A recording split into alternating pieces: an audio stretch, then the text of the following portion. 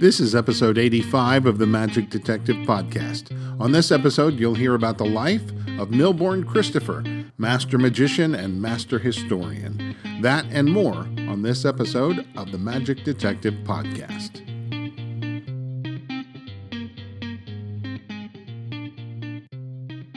Hello and welcome to the Magic Detective Podcast, your podcast home for magic history. I'm your host, Dean Carnegie. I am the Magic Detective, and this is episode number 85.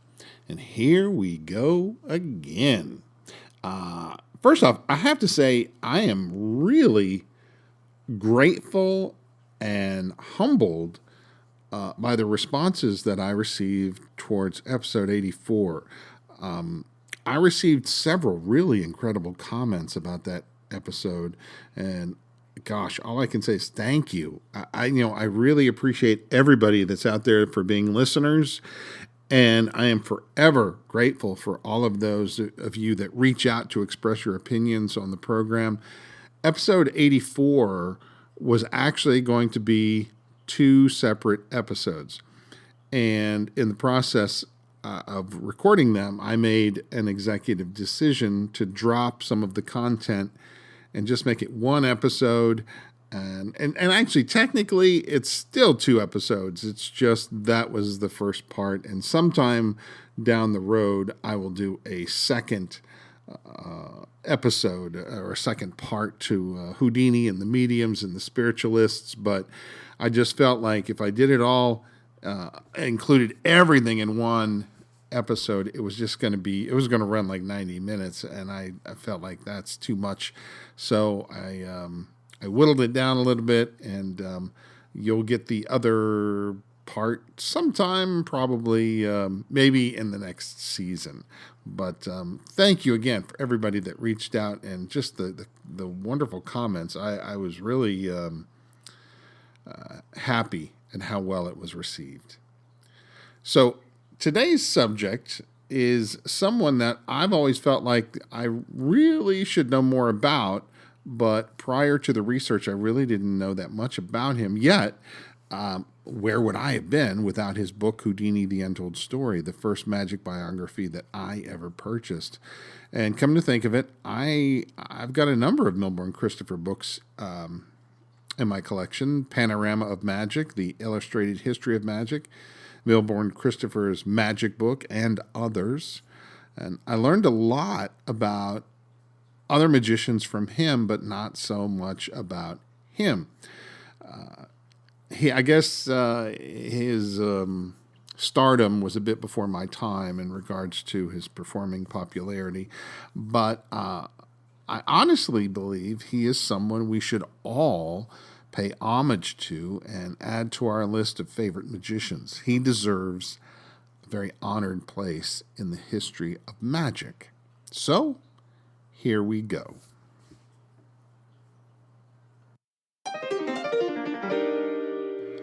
Welcome to the Milbourne Christopher episode. He was born Milbourne Canon Christopher on March 23rd, 1914, one day before Houdini's birthday. He was born in Baltimore, Maryland.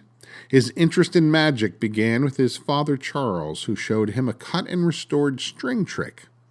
And from that moment, magic dominated young Milbourne's thoughts and life.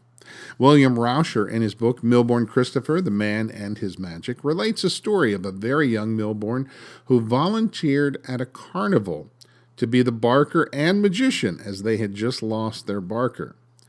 He successfully carried out his carnival career for a couple of days until two people turned up in the audience who were vaguely familiar: his parents. And that was the end of that. He was 12 years old when he gave his first public performance at a church in Baltimore. So I don't know if the carnival stint was before or after. I have a feeling it was before, and he was unpaid for that. The church gig was probably his first paid event. Thrilled with his success, he studied even harder. Milbourne was a book kid, later to be a book adult, meaning he loved to read, and he devoured every book in the public library pertaining to magic and the related arts. Milbourne also developed some lifelong friendships. At 14, he met some local boys, Phil Thomas and Henry Fetch, known to his friends as Hen Fetch. Phil Thomas would go on to be the owner of the very popular Baltimore magic shop, the Yogi Magic Mart. Hen Fetch did not become a full-time professional, but as a part-time pro, created an enormous amount of very clever magic that he sold to magicians. In their early days, Phil and Milbourne created a double act and cleverly called themselves Phil and Mill. According to a January 2006 Mum article by John Rockenbaumer, they had a business card that read, "Phil and Mill will fill the bill."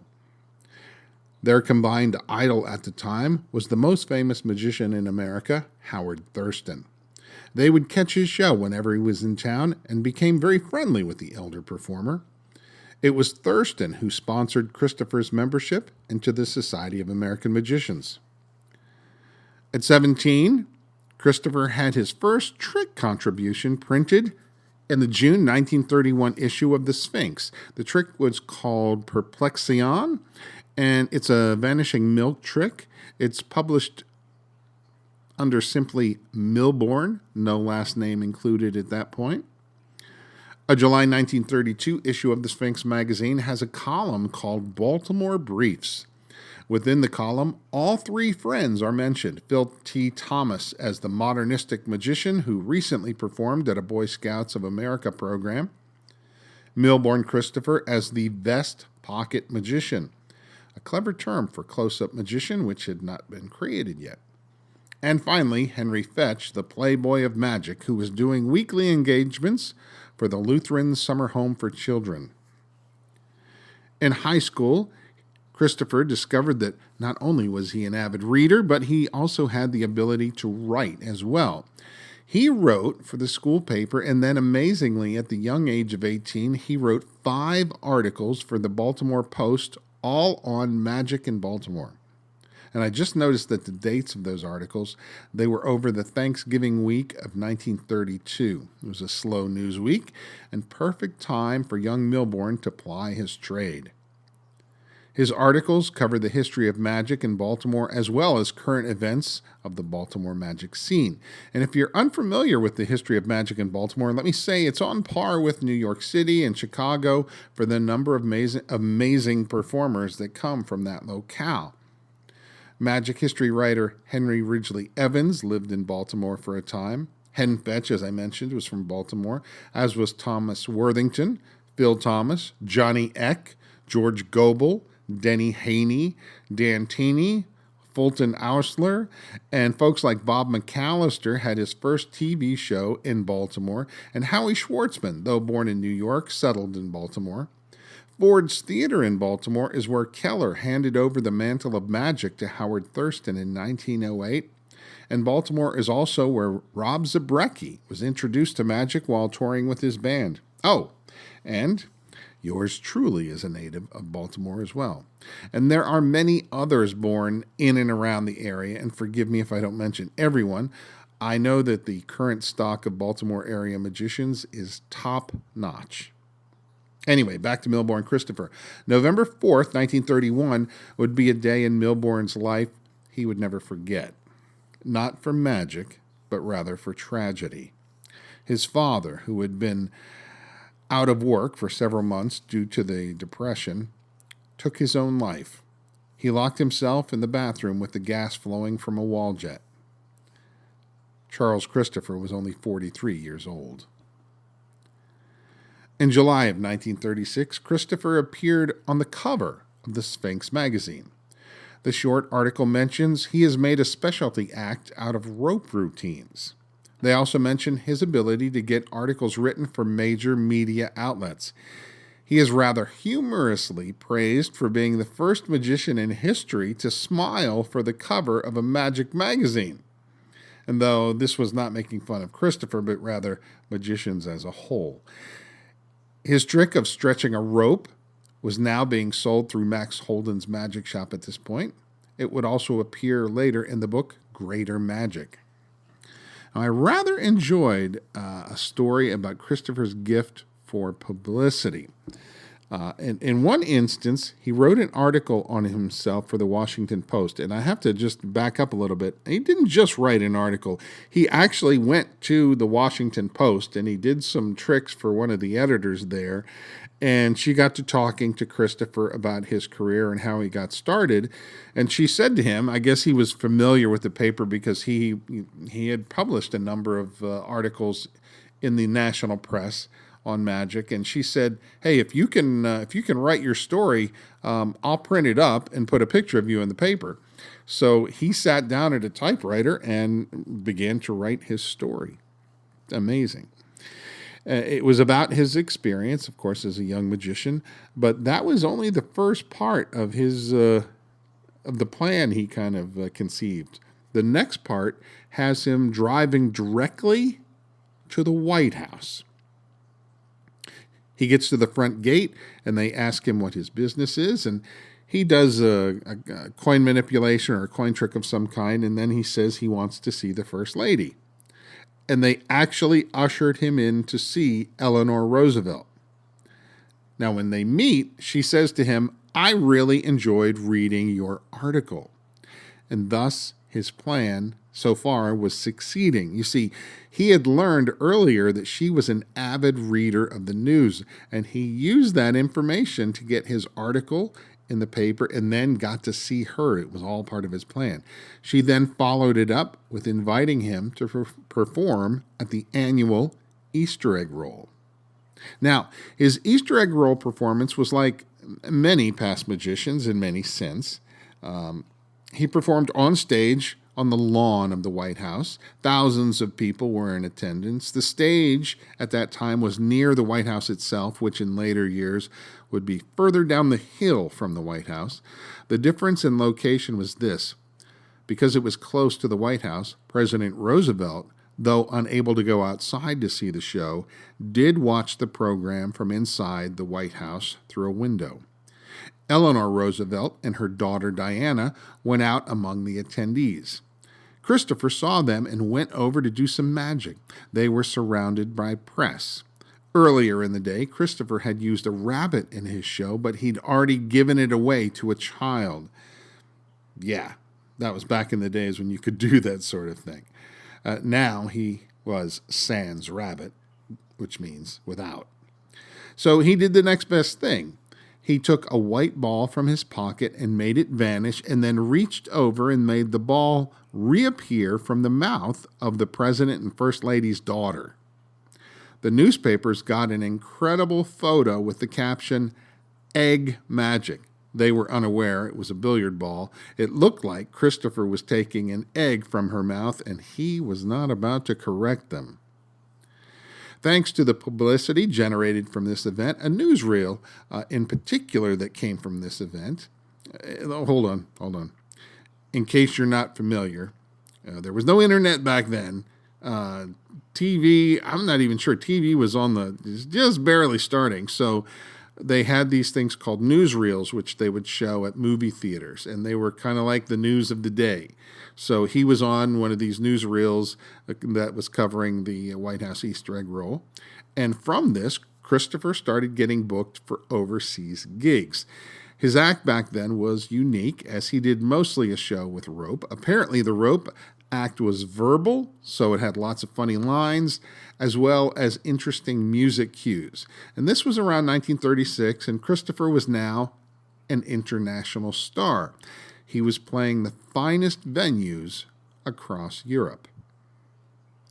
Fast forward to 1942. Christopher was drafted. He would become part of Patton's 3rd Army, 35th Special Services Division. These were soldier entertainers, comedians, singers, and the like. Their job was to entertain the soldiers on the front lines. Christopher was performing in many of the same countries that he had been in during 1936 and 37, but now, instead of performing at the greatest posh theaters, Christopher was performing in open fields and in barns and makeshift wooden platforms, wherever a satisfactory place could be set up to entertain the troops. Maureen Christopher, Milbourne's wife, points out in a Linking Ring article that Milbourne was the first American magician to entertain the invasion forces in France. Also in 1942, Christopher published his first booklet for magicians called Tips on Tricks. And if that wasn't enough, writing his first booklet, being drafted in the Army, and sent to the front lines overseas to perform, also in April 1942, Christopher began writing for the Linking Ring magazine. And I also want to say that all during the 1930s and 40s, Milbourne Christopher was mentioned in nearly, hear me out here, in nearly every major magic magazine every month. Amazing. There is one incident that happened during the war that I've read now from 3 different sources, so I'm including it here. This is from a column that Maureen wrote for the Linking Ring in 1947, and it goes like this. A sergeant who volunteered to assist Christopher with a trick during a show for the artillery forces in central Germany seemed to know exactly what was expected of him before even being told. And noticing this, Christopher inquired, "Ever seen me before?" Here's what the soldier said. "3 times in England," the GI answered. "Once in Scotland. Twice at a replacement depot in France. Oh, and 2 years ago I came up for the same trick when you were in the Park Plaza in St. Louis." So it's safe to say that Milbourne Christopher, even during the war, had fans. After he was discharged from the Army, he returned to performing full-time. But on June 25, 1949, Christopher took out some time to marry Maureen Brooks. The two had met in 1945 while she was working for the Baltimore Sun newspaper, and she was assigned to interview him. Maureen, by the way, was not an assistant in his show. She remained a journalist for her entire life. She also did not frown upon her husband's occupation. William Rauscher points out in his book, Milbourne Christopher, The Man and His Magic, that she was happy with her husband's occupation and hobby because she knew it made him happy. And it was kind of one of those things, happy at work, happy at home. And the two remained happily married their entire lives until Chris's death. But before we get to that, let's dig a little deeper into his life. Here's a fun fact. The Mum, the periodical for the Society of American Magicians, from 1927 until 1941, was actually part of the Sphinx magazine. From 1941 to 47, it was part of Genie magazine, and then from 1941 until 1951, it was again part of the Sphinx magazine. Milbourne Christopher became editor in 1950, but something happened in 1951.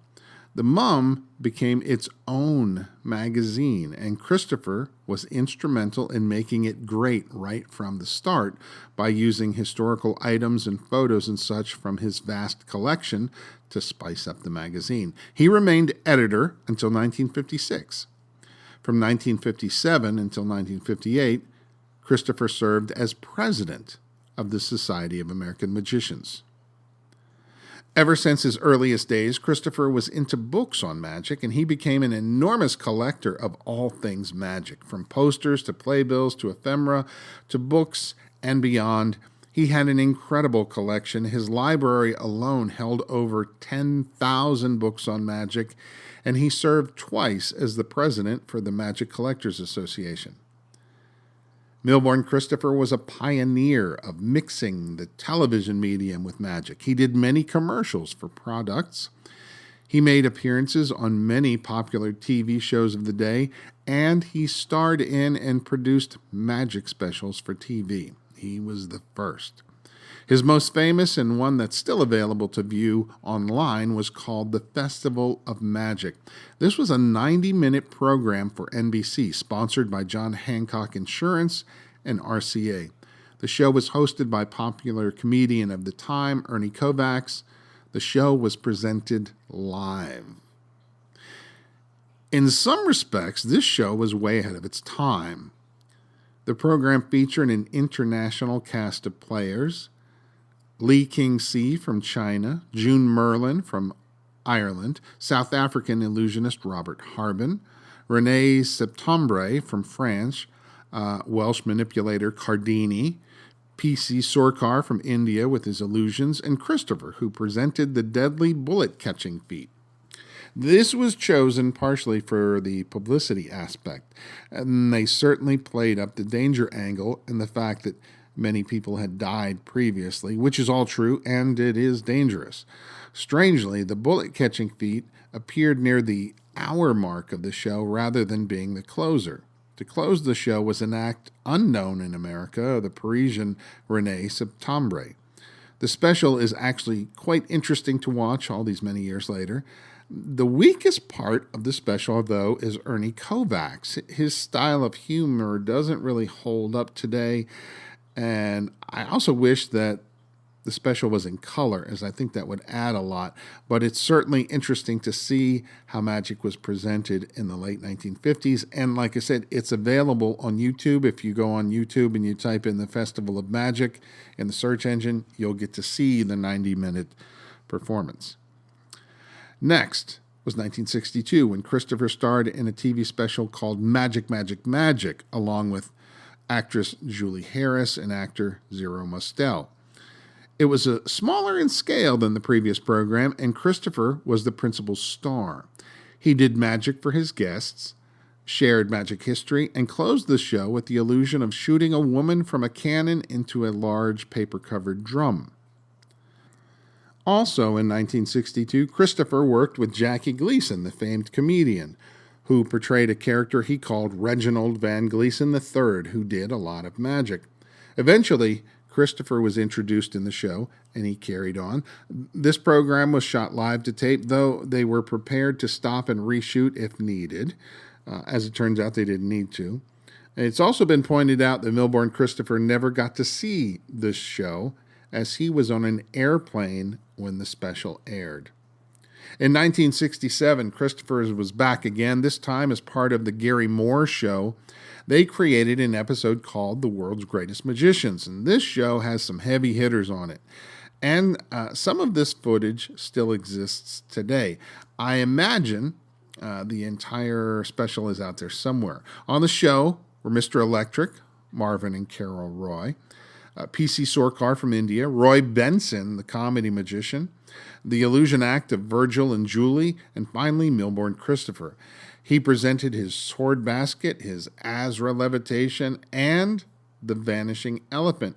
And I'm going to say that Christopher was probably the first magician to do the vanishing elephant on TV, and maybe the only magician up until that time to vanish an elephant since Houdini.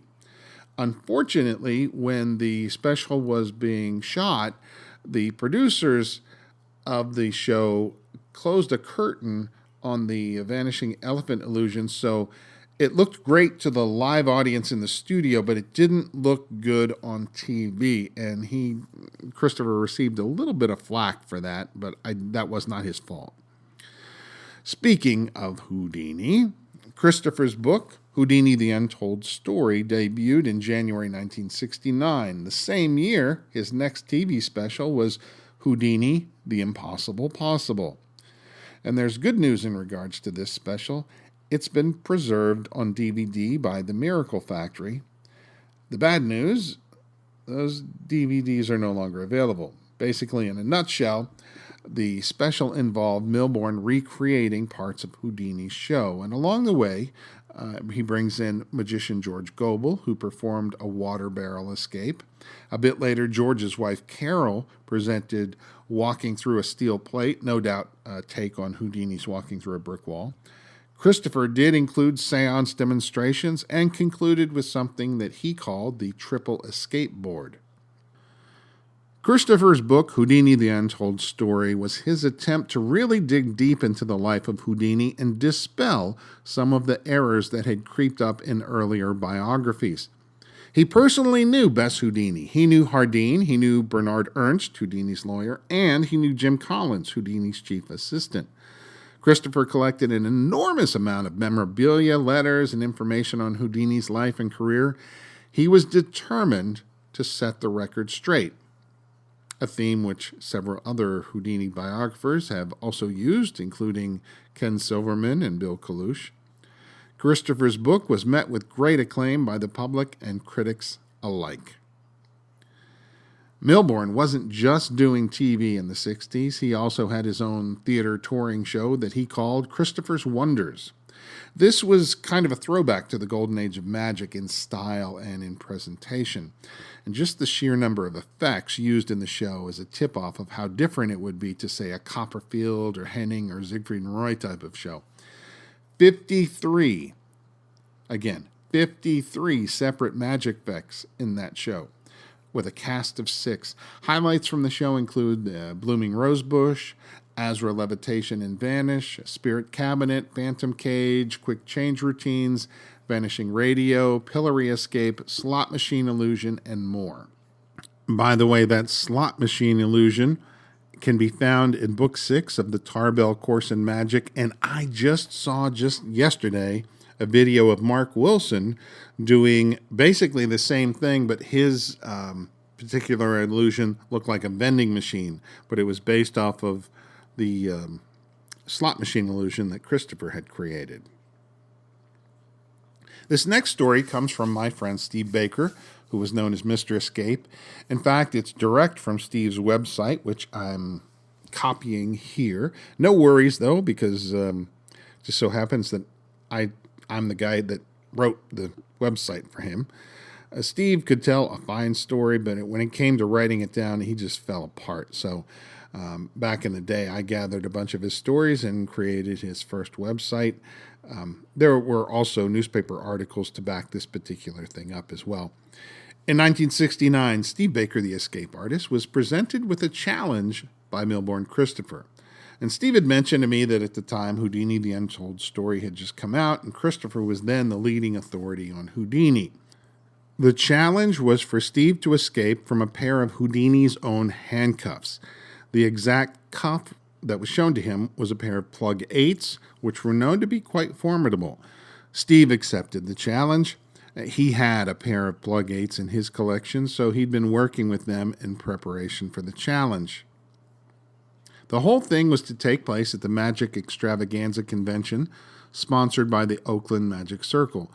The actual challenge would be part of the evening show. And before the challenge took place, Steve did an escape from a device he called the torture board, and Christopher was the one who locked him into that device. Steve escaped after several minutes. This was done to establish Steve as an escape artist, and then it was time for the challenge. Mr. Christopher walked on stage with a pair of handcuffs that were different from the ones that he had showed earlier. Steve quickly made that point known, and it dawned on him that what Mr. Christopher had brought out was a pair of king breakers. Basically, these were cuffs that Houdini would use to challenge other so-called escape artists, but they were designed so that the person would ultimately fail.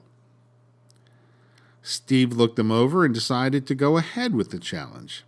Here, he was faced with a pair of cuffs that he was frankly unprepared for. Mr. Christopher locked them on Steve, and in full view of the audience, he began his escape. It was a bit of a struggle, but in a little over a minute, Steve was free. The audience went wild. Christopher grabbed the microphone and said, "I didn't think he could do it," but he was thrilled that Steve had succeeded. The event received good press. There were several pictures in the newspaper for this, and I'm sure it helped to promote the new Houdini book as well. It was a win-win all the way around. Although I have to say this, looking back on it, though I never asked Steve at the time, I have a feeling that Steve and Milbourne Christopher designed this challenge. I don't take anything away from Steve in regards to escaping the cuffs. I'm sure he did that with no problem. But I have a feeling he knew that it was going to happen. That's just my 2 cents to add to the history of this. The two men stayed in contact for a long time after. Steve told me that one of his most prized possessions was his autographed copy of Houdini, The Untold Story. Later, in 1976, Christopher produced and starred in a show at the Lincoln Center in New York on March 19th. The show was called Magic versus the Occult, and Christopher played the part of Houdini. It had needle swallowing, spirit exposures, and escapes. The show was sold out. In the 1970s, Christopher moves into another Houdini realm, and that is psychic investigation. He had studied it for years. He was a consultant on many projects regarding investigation. He wrote several books on the subject. The first, Medium, Mystics, and the Occult. Another was called ESP, Seers and Psychics, What the Occult Really Is. And his final book, Search for the Soul. Unlike Houdini, he did not attend a ton of seances, though he was known to attend the annual Houdini seance put on by Dorothy Dietrich and Dick Brooks. Christopher approached the topic of psychics and mediums and such in a scholarly fashion. He was respectful, but did not really believe in such things. Milbourne Christopher was a prolific writer on magic. He wrote many articles in magazines. His books are must-haves for any magician, and these include The Panorama of Magic, The Illustrated History of Magic, Magic as a Picture History, Houdini, The Untold Story, Houdini, A Pictorial Life, Milbourne Christopher's Magic Book, and a few titles, just for magicians, which include 50 Tricks with a Thumb, Tips on Tricks, More Tips on Tricks, Stretching a Rope, Conjuring with Christopher, One-Man Mental Magic, More One-Man Mental Magic, and on it goes. He had a wonderful life, wonderful friends, and a wonderful wife, Maureen. In his last days, he was apparently very sick, likely heart disease. His wife had been away on a trip, and when she came back, she discovered him on the floor of their apartment and had him rushed to the hospital. Surgery was performed on him in an attempt to save his life, but he would later die from complications of that surgery on June 17, 1984. Magic lost an icon that day. His wife Maureen would go on to establish a foundation in his name. Part of the purpose of that foundation is to keep his books in print, but also to give out annual awards in categories that reflect those of Christopher's own career. In 2013, Maureen Christopher went on to join her husband in death. She was 93. I hope you've enjoyed this look into the life of Milbourne Christopher. I can tell you, the research on this was eye-opening because I just knew so little about Milbourne Christopher. I had several of his books, but I just didn't know that much about him personally. He was from Baltimore. I wish I had gotten a chance to meet him, though, I was a kid then, so fat chance of that happening. I can tell you, I've been inspired by several of his creations since doing the research on this, and I'm putting some Christopher material in my show. By the way, I was also surprised to see that some of his effects were printed in the Tarbell Course in Magic, and I used to do them in my show, so that was kind of eye-opening as well. If you enjoyed this episode, please feel free to comment about it. If you can leave a review or feedback, please do that. My name is Dean Carnegie. I am the Magic Detective. Thanks for listening, and until next time, be well and stay safe.